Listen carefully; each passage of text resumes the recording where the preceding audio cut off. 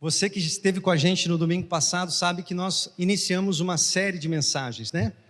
Quem lembra o nome dessa série de mensagens que nós começamos no domingo passado? O reino, falando com a máscara é difícil, né? Mas é o reino de ponta cabeça. Muitas pessoas falaram aí e nós falamos. Eu quero fazer uma recapitulação bem rapidinho aqui dessa ministração do domingo passado, e se você quiser assistir novamente, está nas redes sociais da igreja, você pode assistir, recomendo que você faça isso. Mas nós falamos que muitas vezes nós achamos que reino dos céus, que é esse reino invertido, e nós achamos que o reino dos céus que Jesus veio inaugurar aqui, se trata de algo que nós vamos experimentar após a nossa morte, que é algo que vai vir só lá no céu. E é uma compreensão errada, porque a Bíblia não fala de reino nos céus, a Bíblia fala de reino dos céus. E nós falamos na semana passada aqui dessa oração do Pai Nosso, que nós falamos e cantamos: venha o teu reino, venha o teu reino. Nós cantamos e nós percebemos que cantar e falar isso envolve muito mais do que a gente pode imaginar. Que quando a gente fala venha o teu reino, Senhor, nós estamos falando: Pai, vem com o teu reino que é invertido, que é de ponta cabeça. E nós falamos aqui como de fato é de ponta cabeça esse reino, porque o reino do mundo, aquilo que é sucesso lá fora no reino do mundo, no reino de Deus é um fracasso. Aquilo que é ganho no reino de Deus é perda.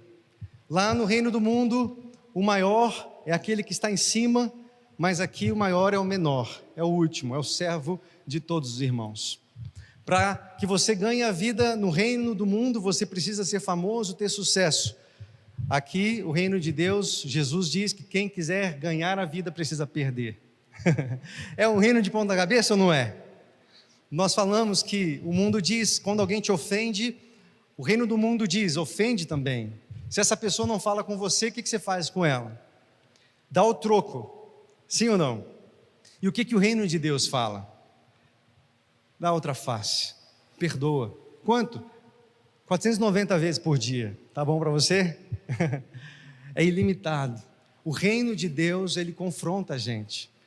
O reino de Deus é um reino invertido, de ponta cabeça. E se nós queremos experimentar esse reino, nós precisamos abrir mão do nosso reino, às vezes do reino do nosso ego, para realmente desfrutar do reino de Deus, do reino dos céus. E hoje, a nossa ministração, nós vamos falar sobre o fundamento desse reino, sobre o alicerce pelo qual esse reino está solidificado. E você vai ver que o alicerce, o fundamento desse reino é uma palavrinha bem pequenininha chamada amor. Mas não é qualquer tipo de amor, é o amor que a Bíblia chama de amor ágape. Talvez você já tenha ouvido falar, e algumas pregações nós já falamos sobre isso aqui, que para nós no português a gente fala amor e envolve tudo, né? Amor do marido com a esposa, do pai com o filho, né? Dos irmãos, amor de todo tipo. A gente fala amor é uma palavra só. No grego não, são várias palavras, e essa palavra que é ágape significa um amor incondicional, é um amor que não tem condição. É por esse amor que o Senhor nos amou, e nós cantamos aqui que é um amor ousado, é um amor maravilhoso, é um amor contagiante, porque nós não merecíamos, mas mesmo assim Ele nos resgatou, como nós cantamos aqui, né, como uma ovelha que estava perdida, e Ele vai lá e nos resgata, sem que a gente mereça. Essa é a graça fundamentada nesse amor ágape, e é um amor que supera a paixão, que é o amor eros, que supera a amizade, que é o amor filéu, que supera a benevolência, né, que é o amor storgê, supera o interesse próprio, não tem aquela palavrinha si, por isso que é incondicional, não tem uma condição, porque o amor que rege o mundo é aquele amor condicional. Eu te amo se você me amar, eu vou ser bacana com você se você for bacana comigo.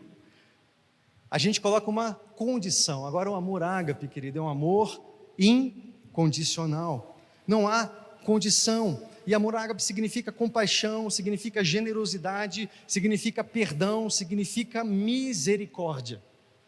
E é sobre esse amor, sobre esse alicerce que está fundado o reino de Deus, o reino dos céus. Portanto, se você deseja experimentar o reino dos céus, e eu sei que você deseja, você está aqui nessa noite, você está assistindo, dedicando esse domingo à noite para ouvir a palavra, é porque você deseja receber desse reino, mas eu quero te desafiar a pensar nesse reino de ponta cabeça, como um reino que desafia você a abrir mão dos seus valores, dos seus princípios, das suas verdades, para experimentar aquilo que o reino se fundamenta.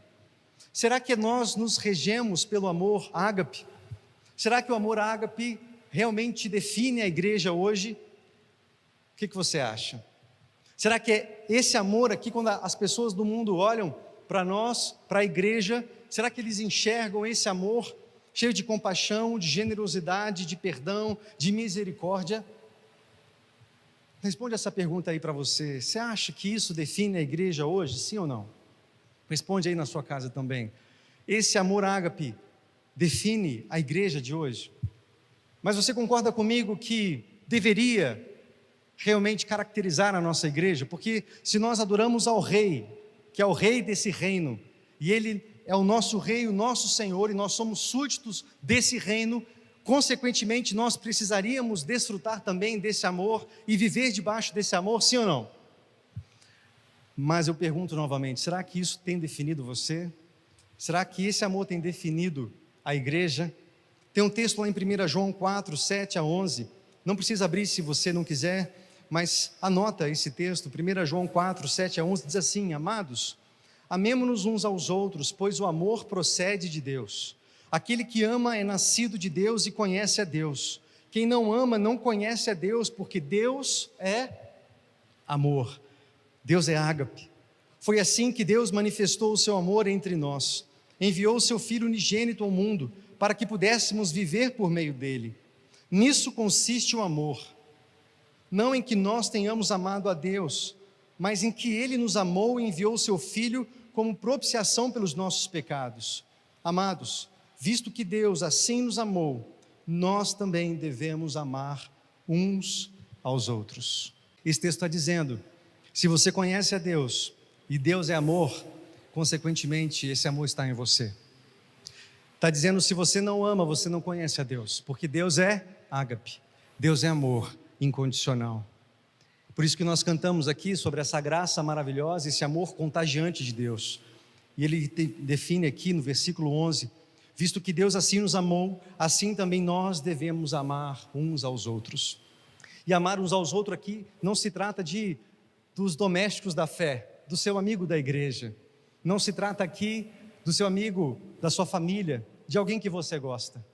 Porque no reino de Deus, que é um reino de ponta cabeça, nos manda amar o inimigo, nos manda amar aquele que nos persegue. E eu quero te perguntar isso, será que isso está ok na sua vida? Isso define a igreja? Reforço essa pergunta aqui. Será que a igreja muitas vezes não é aquela que diz, bandido bom é bandido morto, bem feito, tem que ser punido mesmo? Como é que isso tem definido a minha e a sua vida? Como é que tem definido a igreja? Que muitas vezes aparece, no altar com a mãozinha, com a arma. Que amor nós vivemos? O que define a igreja hoje? O que te define? Que reino você é súdito? O reino do mundo, que prega realmente punição e misericórdia zero, ou você é súdito do reino dos céus, cheio de compaixão, de generosidade, de perdão e de misericórdia? Você faz parte do reino que acusa e atira a pedra daqueles que sabem contar o pecado de todo mundo, pecador, pecador, pecador, pecador, pecador, homossexual, isso daí, pelo amor de Deus, ladrão, corrupto, Brasília, a gente coloca todo mundo nas caixinhas, a gente é craque em fazer isso. Ou nós somos igreja que vive esse amor. Eu quero que você entenda, querido, que clamar pelo reino de Deus é algo extremamente desafiador. E se eu e você, de fato, quisermos viver debaixo desse reinado, nós precisamos olhar para isso aqui e falar, Senhor, tem misericórdia de mim, porque eu estou muito longe disso. Porque na verdade a minha lista de gente que eu não perdoo, está imensa. Perdão porque eu recebi do teu amor, mas eu não consigo passar. Perdão porque eu fui perdoado, ou não merecia, e a gente canta, né? É bonito falar, né? Que a gente não merecia, e Ele nos perdoou, mas na hora da gente fazer isso, com quem não merece, muitas vezes, nós não fazemos. Mas o texto não mente que, se você quer o rei, você tem que levar junto o reino. O problema é que a gente quer só o rei, mas não quer viver debaixo do reino. O reino dos céus é o reino que vem do céu para a terra, e ele é um reino de ponta cabeça. E às vezes, para viver esse reino, as pessoas vão falar: esse é tolo, esse é idiota. Olha só como ele se cala, como ele não revida. Olha só como ele reage ou como ele não reage. E é assim que o mundo diz para aqueles que seguem esse jogo: larga de ser besta, larga de ser idiota.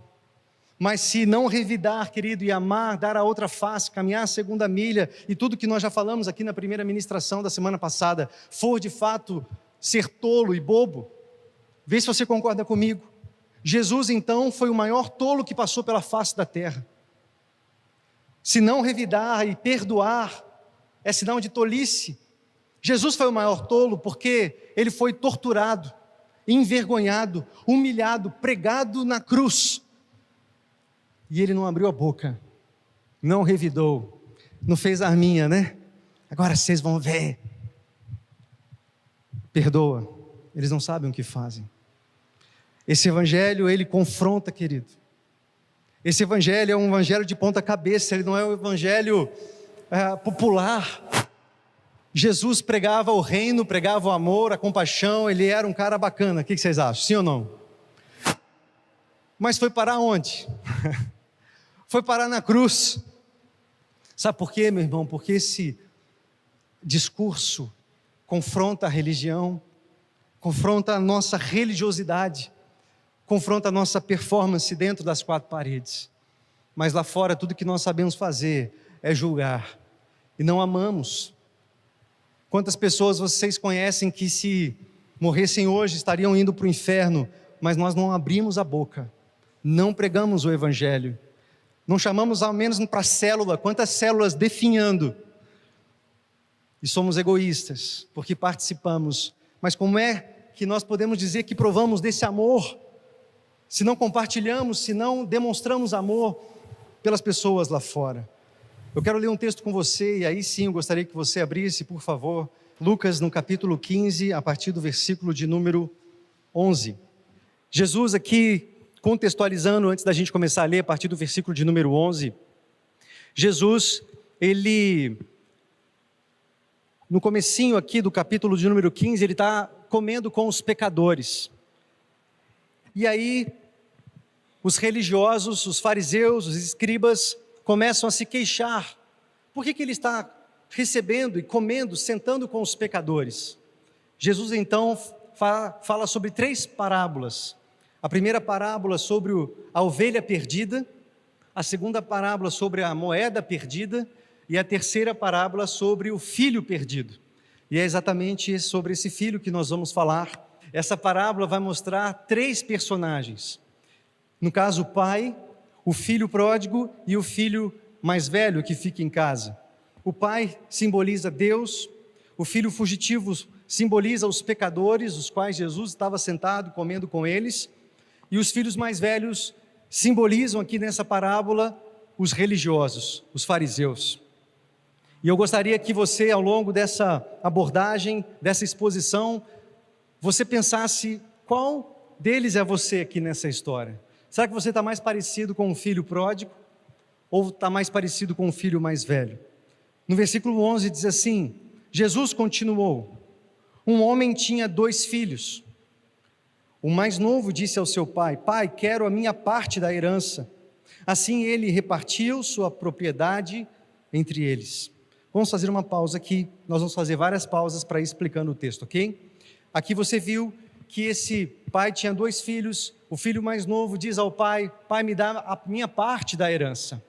Eu gostaria que você ouvisse essa exposição sobre o filho pródigo, não com seus óculos de 2020, do século 21, tá bom? Não ouça essa parábola com os valores de hoje, ouça essa parábola com o que acontecia naquela época. 2000 anos atrás, Jesus contava essa parábola, e aqui nós precisamos entender que quando um filho pedia herança para o pai vivo, é a mesma coisa que ele está considerando o pai um defunto. Já que o senhor não morre logo, me dá parte da minha herança. Era uma vergonha, era uma ofensa muito grande pedir uma herança com um pai vivo. É a mesma coisa que desejar a morte do pai. E se você fosse esse pai, como é que você se sentiria com esse filho? Por aí já poderia ter uma boa punição para esse filho, para esse jovem, o filho mais novo. Você está pedindo a herança antes de eu morrer? Você vai ver aqui agora. Vou te dar uma punição. Mas esse pai não fala nada. E o texto diz que ele reparte a herança. Olha o que acontece no versículo 13. Não muito tempo depois, o filho mais novo reuniu tudo o que tinha e foi para uma região distante. E lá desperdiçou os seus bens, vivendo irresponsavelmente. Depois de um tempo, o menino pega tudo que recebeu do pai, vai para uma terra distante. E o texto narra que esse menino gasta tudo de forma irresponsável. No final desse texto, você vai ver que o irmão mais velho acusa ele de ter gastado esse dinheiro com prostitutas. Ele viveu a vida louca nesse período. Ele foi para essa cidade, gastou o dinheiro que era para sustento do pai, e os filhos tinham que honrar e sustentar os seus pais. Olha o tamanho da vergonha e da ofensa desse menino, desse jovem, desse filho, que nós chamamos do filho pródigo. Ele vai e gasta todo esse dinheiro com prostitutas. Gasta dissolutamente, algumas versões dizem, na minha versão, a Nova Versão Internacional fala, gasta irresponsavelmente. Imagina a chacota que virou essa família. Olha lá seu filho, você foi repartir a sua herança mais cedo, olha só o que aconteceu com ele. Olha só o que ele fez. Olha como você é tolo. Olha como você é bobo. Como você é idiota. Você consegue imaginar isso? Os amigos daquele homem, do pai, zombando dele, por causa do que esse menino fez. Vamos continuar a leitura no versículo de número 14. Depois de ter gastado tudo, houve uma grande fome em toda aquela região, e ele começou a passar necessidade. Por isso foi empregar-se com um dos cidadãos daquela região, que o mandou para o seu campo a fim de cuidar de porcos. Ele desejava encher o estômago das vagens de alfarrobeira que os porcos comiam, mas ninguém lhe dava nada. O texto então diz que esse menino gasta tudo, mas veio uma fome, um tempo de crise, e esse menino não teve outra alternativa a não ser procurar um emprego ali para poder se alimentar cuidando de porcos. E para nós, ok, ele conseguiu um emprego ali num chiqueiro, trabalhando ali com os porcos. Mas lembra que eu te falei para você olhar para esse texto com o olhar do judeu do primeiro século? Para o judeu do primeiro século, o porco era um animal impuro, e não só impuro, era a habitação de demônios. Então você imagina para esse homem judeu, o pai, tendo seu filho agora trabalhando com porcos. E não só isso, o texto diz que ele quis comer a comida do porco. Olha o tamanho da desonra aqui, de fato era uma ofensa, um insulto cultural, uma vergonha para a família. Se você fosse o pai desse menino, como é que você estaria se sentindo agora? Sabendo que o seu filho gastou o dinheiro que você havia dado a ele e agora está debaixo de uma ofensa terrível, de um insulto, cuidando de porcos e não tendo nada para comer, desejando comer a comida dos porcos. Esse homem perde a reputação, perde sua honra, a estima que ele tinha naquela comunidade. Ele jamais poderia novamente participar da liderança da sinagoga, porque agora, por causa do filho, ele estava mal falado. E esse pai poderia muito bem, diante da comunidade, se posicionar contra aquele filho, dizer: eu não tenho nada a ver com isso, e ele vai ser punido, mandar um pessoal atrás dele e dar uma coça nele. Mas o que esse pai faz, querido? Não faz nada disso. Vamos ver o que esse pai faz, versículo de número 17. Caindo em si, ele disse: quantos empregados de meu pai têm comida de sobra e eu aqui morrendo de fome? Eu me porei a caminho e voltarei para o meu pai, e lhe direi: pai, pequei contra o céu e contra ti, não sou digno de ser chamado seu filho. trata-me como um dos teus empregados. A seguir, levantou-se e foi para o seu pai. Versículo 20. Estando ele ainda longe, seu pai o viu e, cheio de compaixão, correu para o seu filho, o abraçou e o beijou. Vamos fazer uma pausa aqui. Esse homem, o pai, poderia punir o filho de tudo que é jeito. Se você fosse o pai, como é que você receberia esse menino? Era chicote? O que você acha? Esse menino, ele falou, eu vou voltar pelo menos como um empregado, como um escravo do meu pai, porque pelo menos os escravos do meu pai têm o que comer, e eu nem isso tenho aqui. Será que você, é isso mesmo, eu vou colocar esse menino como escravo, agora ele vai aprender uma lição. Deixa eu ver se ele se arrependeu de verdade. Vamos dar uma coça nele. O chicote vai estalar hoje, quando esse menino voltar. Tudo isso era uma possibilidade para esse pai receber o filho. Mas Jesus está contando essa parábola para mostrar um amor de ponta cabeça. Um amor que diante de alguém que merece punição, demonstra graça. Um amor diante de alguém que fez tudo errado e que merecia de fato ser punido severamente. Um menino que vem cheirando porco, esterco, veio do chiqueiro, e o pai sai correndo para abraçar esse menino. Abraça e beija. Imagina essa cena. Eu quero chamar a sua atenção para isso. Que naquela época não era comum uma pessoa idosa sair correndo e dar um beijo assim numa pessoa. Eu vou abordar isso daqui a pouquinho. Mas olha como esse homem recebe esse jovem que fez tudo errado. 21. E o filho lhe disse, pai, pequei contra o céu e contra ti, não sou digno de ser chamado teu filho. Mas o pai disse aos seus servos, depressa, tragam a melhor roupa e vistam nele, coloquem um anel no seu dedo e calçado nos pés, tragam um novilho gordo e matem-no.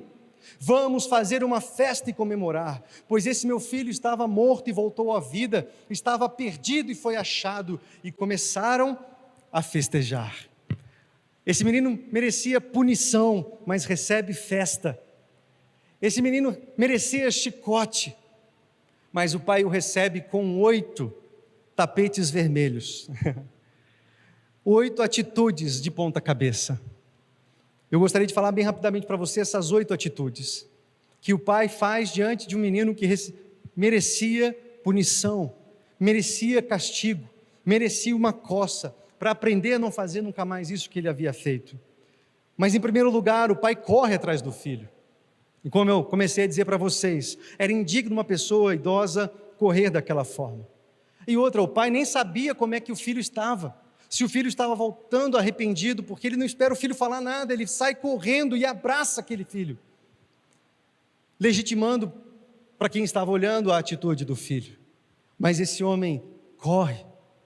Em segundo lugar, ele abraça o filho, que é outra quebra de uma regra, de uma etiqueta social. Uma pessoa idosa jamais abraçava alguém, e ainda mais alguém que veio do chiqueiro, fedendo, cheio de esterco. Esse pai abraça e dá um beijo. Se você fosse esse menino, você ficaria constrangido, sim ou não? Você que está na sua casa, se fosse você, o filho, esse filho aqui, você estaria constrangido nesse momento? Porque às vezes quando a gente está errado, a gente fala assim, eu quero até ser punido mesmo, porque aí eu sinto que passou a raiva, passou o pessoal que estava com raiva de mim, já puniu e agora está tudo certo. Mas esse pai, ao invés de punição, como eu disse, em primeiro lugar ele corre, em segundo lugar ele abraça, em terceiro lugar, queridos, ele dá um beijo nesse menino, dá um beijo nesse filho. E o beijo é o símbolo de perdão. É como se o pai tivesse zerado a conta desse menino aí. Abraça, beija, corre atrás. O texto fala que ele estava observando e quando ele vê o menino de longe vindo, ele sai correndo. Em quarto lugar, esse menino recebe a melhor túnica ou a melhor roupa. No versículo 22 fala sobre isso. Tragam a melhor roupa. E estar vestido com a melhor túnica, com a melhor roupa, significa honra, significa distinção. Só os convidados mais especiais, mais importantes recebiam uma honraria assim, de uma túnica, a melhor túnica. Olha que loucura, querido, você concorda comigo que isso é um reino de ponta cabeça? Isso é um reino de ponta cabeça. Esse é o reino do seu Deus, do rei que você serve. E você precisa entender como funciona esse reinado, caso você queira ser súdito dele e fazer parte desse reino. Em quinto lugar, esse menino recebe um anel que é símbolo de autoridade, de poder, de prestígio. E quando eu li sobre isso, eu falei, como? Como que o menino que estava querendo comer comida de porcos agora recebe poder, prestígio, um anel, sinalizando autoridade? Em que reino, em que lugar isso acontece? No reino de ponta cabeça. 6, recebe sapatos nos pés, símbolo de status. Os homens livres usavam sapatos e os escravos andavam descalços. Quando o pai pede para colocar calçados nesse jovem, ele está dizendo, ele não é escravo, ele é filho. Ele tem um lugar de honra aqui. Em sétimo lugar, o menino também recebe um bezerro gordo, que foi morto. Carne de gado era reservada para ocasiões especiais. Mas o pai manda matar um novilho gordo, um bife, comer uma picanha, um churrasco maravilhoso, da melhor qualidade, para o menino que ontem queria comer comida de porcos. É o reino de ponta cabeça. Porque esse menino um dia, quando estava ali, ele se arrepende, o texto fala que ele cai em si, no versículo 17. E esse caindo em si, sinaliza arrependimento. E olha só o que o reino faz com quem se arrepende, com um pecador que se arrepende e volta para casa. Ao invés do som do chicote estalando, todos ao redor começaram a ouvir o som de festa. O som de festa. Ao invés de som de chicote, de punição, houve som de júbilo, som de festa. Jesus conta essa parábola para ilustrar o que acontece quando um pecador se arrepende. O que acontece nesse reino quando alguém cai em si. E eu fico imaginando o constrangimento desse menino. Ele fala, pai, não faz isso, eu não mereço isso. Anel, não, túnica, não, sapatos nos pés. Não, pai, não me beija, não me abraça, não, eu estou sujo, eu fiz tudo errado, eu te magoei, eu ofendi nossa família, eu envergonhei, eu perdi a honra da nossa casa. Bom, olha o constrangimento desse menino. Mas ele recebe esse amor, e esse amor vai constrangendo. Esse amor é o ousado amor de Deus, o amor contagiante, é o amor que rege, que fundamenta esse reino, que é um reino de ponta cabeça. Será que você já provou desse amor, querido? Será que você já provou desse constrangimento? Será que você entende que nós somos esse filho pródigo, que estávamos mortos nos nossos delitos e pecados, mas Deus, sendo rico em misericórdia, nos transportou para o reino do Filho do seu amor, não porque você merece, mas por causa do sacrifício do próprio Filho dele. Ele envia o Filho dele para morrer por você. Isso constrange você, querido? O Filho de Deus morrendo, sangrando naquele madeiro, no seu lugar, no meu lugar. Esse amor te constrange? Esse amor mexe com você? Ou você já se acostumou com esse negócio, com essa história aí de morte de Jesus? Você já foi constrangido ou está constrangido diante desse Deus que tem um amor tão ousado, tão louco, tão contraditório? E por causa desse constrangimento, agora você não pode fazer outra coisa a não ser dar amor, a não ser manifestar amor. Mas tem um filho mais velho. Ai meu Deus, o filho mais velho fala muito para nós. Vamos continuar, verso de número 25. Enquanto isso, o filho mais velho estava no campo, e a festa rolando, viu? Churrasco, a festa. Quando se aproximou da casa, ouviu a música e a dança. Então chamou um dos servos e perguntou-lhe o que estava acontecendo. E este lhe respondeu: o seu irmão voltou, e seu pai matou um novilho gordo, porque o recebeu de volta são e salvo. O filho mais velho encheu-se de ira e não quis entrar. Ele não quis entrar e participar daquela festa. Então seu pai saiu e insistiu com ele, mas ele respondeu ao seu pai: olha, todos esses anos tenho trabalhado como um escravo ao teu serviço e nunca desobedeci as tuas ordens. Mas tu nunca me deste nem um cabrito para eu festejar com os meus amigos. Mas quando volta para casa este seu filho, que esbanjou os teus bens com as prostitutas, matas um novilho gordo para ele. Disse o pai: meu filho, você está sempre comigo e tudo o que eu tenho é seu. Mas nós tínhamos que comemorar e alegrar-se, porque esse seu irmão estava morto e voltou à vida, estava perdido e foi achado. Só que quando esse menino foi achado, o irmão que estava na casa do pai estava perdido. Na verdade, essa história se trata dos dois filhos pródigos, né? Mas um estava perdido dentro de casa. Mas Senhor, ó pai, eu faço tudo certinho, eu te obedeço, eu trabalho como um escravo seu, eu nunca fiz nada de errado, eu nunca cometi um erro, eu nunca deixei de cumprir uma só das suas ordens, eu obedeço tudo. Cadê a minha recompensa? Por que você está recompensando esse que fez essa desgraça com a nossa família, essa desonra com o seu nome? Esse menino simboliza os fariseus. Jesus estava contando essa história para os fariseus, lembra? E quem são os fariseus, queridos? São os religiosos. Os religiosos gostam de ficar de fora, apontando os pecados, e eles não entram na festa, eles não podem participar da festa, eles estão ocupados demais apontando os pecados dos outros, eles estão ocupados demais julgando o próximo, comparando os pecados. O religioso, ele acha que vai receber de Deus com base na performance dele. E é como se nós disséssemos a Deus: Senhor, eu dou o dízimo, eu venho na igreja, eu sou até líder de célula, eu faço isso e aquilo, e a minha bênção? Eu quero a minha vitória. Aliás, eu vou na igreja hoje exigir a minha vitória. Quando já viu algumas músicas aí?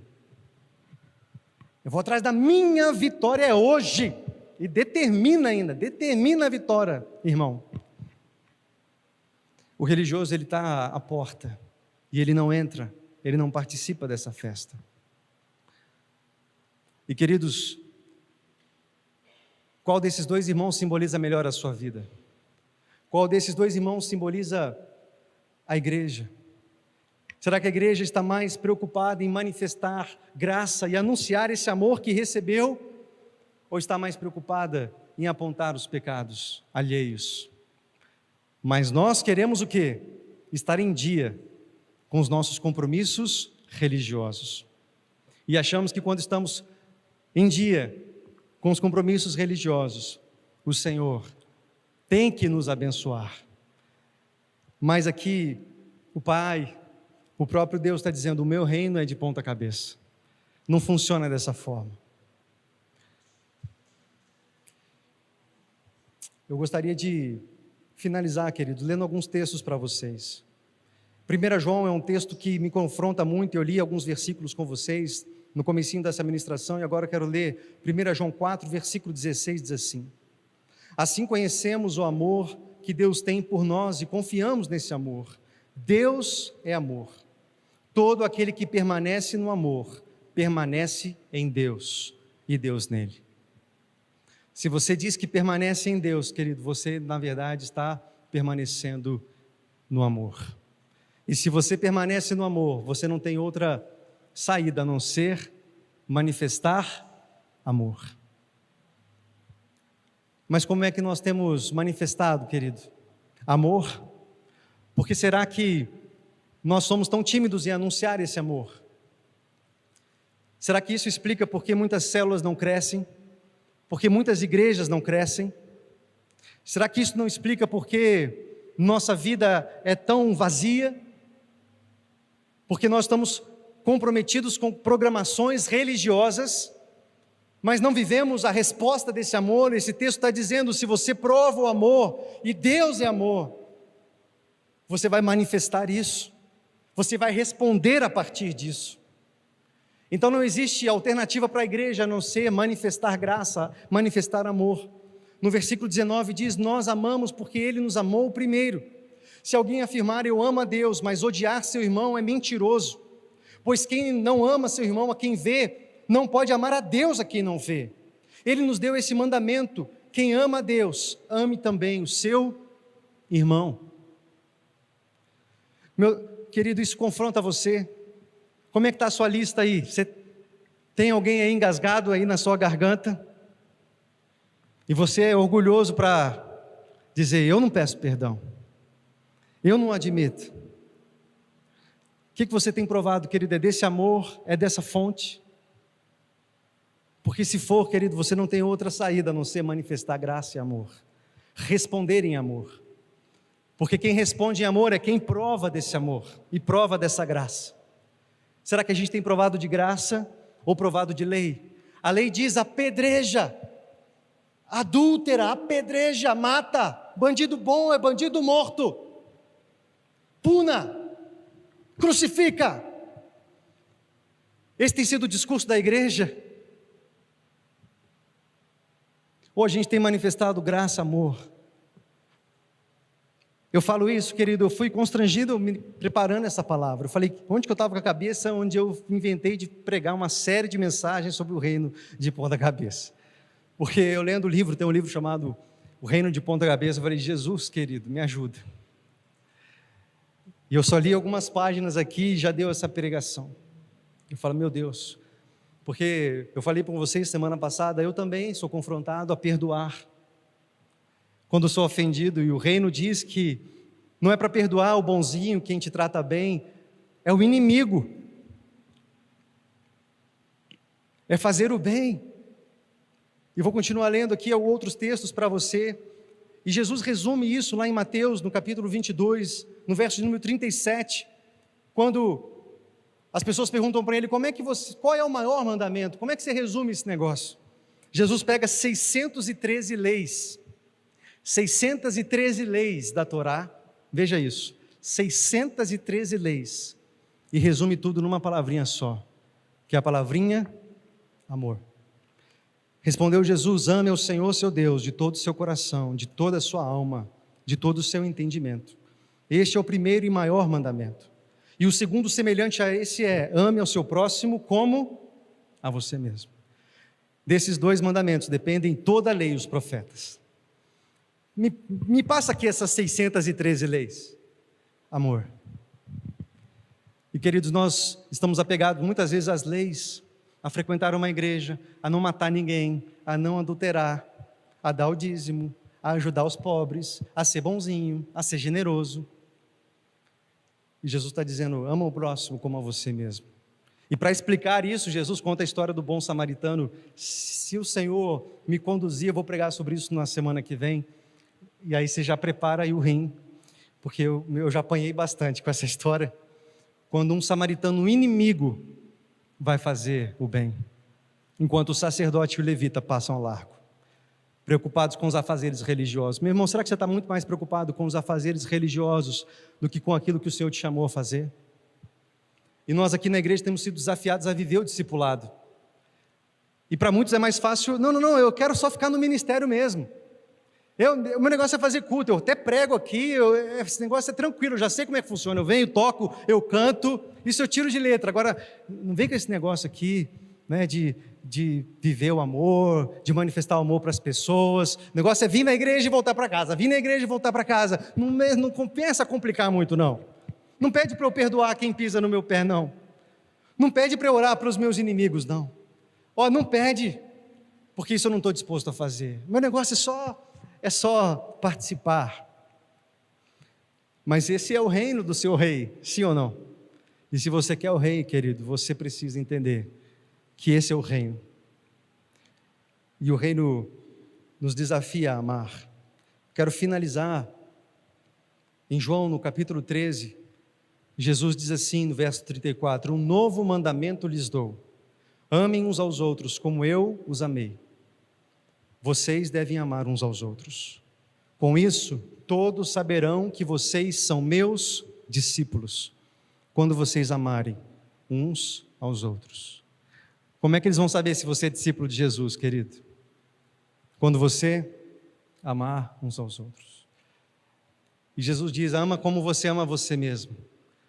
O mesmo sucesso que você quer para você, ame, desejando isso para a pessoa.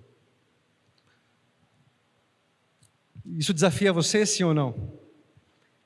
Isso é contraditório com aquilo que o mundo diz? O mundo diz: não perdoe, não ame, viva para você, seja egoísta, gasta o dinheiro com você, larga de ser trouxa, larga de ser bobo. Larga de ser generoso, ficar ajudando as pessoas, perdendo sua semana, fazendo célula, convidando pessoas, visitando, ajudando, discipulando, cuidando. Larga de ser idiota, rapaz. Participando de ministério, toda hora tem ensaio, toda hora tem reunião. Para com isso, você tem que se preservar. Você tem que ver você tem que ser feliz, você tem que ter prazer. É isso ou não é isso que o reino do mundo diz para você? E o que o reino de Deus diz? Perca a sua vida, e aí você vai encontrar. Morra para você mesmo, negue-se a si mesmo, toma a sua cruz e segue-me. Se você não está disposto, querido, a perdoar, a amar, você não está disposto a viver debaixo desse reino. E tudo que passa disso é religiosidade. Tudo que passa disso é hipocrisia. E só temos uma oração depois disso: é clamar: Pai, me ajuda, tem misericórdia de mim. Você se parece mais com um filho pródigo ou com um irmão mais velho nessa história? Você está criticando, não participando da festa, vivendo pelo seu próprio mérito, ou você está desfrutando da graça do seu Pai? O amor tem sido a marca da sua vida? Como é que você pode manifestar esse amor de forma prática durante essa semana? Pensa um pouquinho, você também aí na sua casa. Legal, você ouviu a mensagem até aqui, parabéns, vocês ficaram firmes até o final. Está um calor, né? E com a máscara eu estou ligado que não é fácil. Que bom, você está aí também assistindo até agora, mas pensa um pouquinho aí, feche seus olhos, vamos ter um tempo de meditação, o Ministério de Louvor já pode vir também. Como é que você pode manifestar esse amor de forma prática durante essa semana? Quantas pessoas você está sem conversar, querido? Quantas pessoas você passa na frente da casa dela todo dia, mas nunca chamou para a igreja, nunca chamou para a célula, nunca chamou para tomar um café com ela, nunca chamou para perguntar: como é que você está, eu posso orar por você? O que eu posso fazer para ajudar você? Como é que você pode manifestar esse amor? E talvez você diga: não, pastor, eu estou muito longe disso. Nossa, você não está entendendo. Meu negócio é olho por olho, dente por dente. Fez aqui, paga aqui.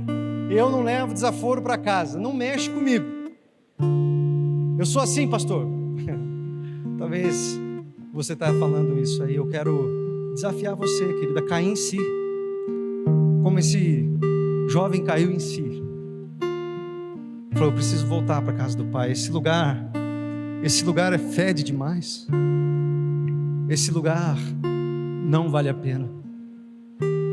Esse lugar só tem amargura, só tem peso. Talvez você ache que você tem razão e é o herói, querido, mas você é o que mais sofre. Porque isso vem à sua mente, isso maltrata você, traz para o teu coração todo o tempo, e você não vive, porque está carregando peso morto. Caia em si nessa noite. Pai, em nome de Jesus, tem misericórdia de mim, me leva a um lugar de arrependimento, porque eu tenho desejado comer comida de porco, a comida que o mundo me dá, de revidar, de maltratar, de deletar, de bloquear nas redes sociais. Dá um coração novo, Senhor. Derrama graça sobre mim, que essa seja a sua oração, querido. Porque tem um amor tão ousado, tão contagiante, tão irresistível, disponível para você nessa noite, que quando você provar dele, você nunca mais vai voltar a ter sede. Do seu interior fluirão rios de água viva. Você vai poder perdoar porque você foi perdoado. Você vai poder amar porque você provou desse amor. Você vai poder viver diferente dentro desse reino invertido de ponta cabeça, porque você conheceu o Rei que tem valores, que confrontam os valores do mundo. Vamos ficar em pé, continua ainda nessa posição de oração, querido, e canta sobre esse amor. Seja constrangido, caia em si, seja constrangido por esse amor, em nome de Jesus.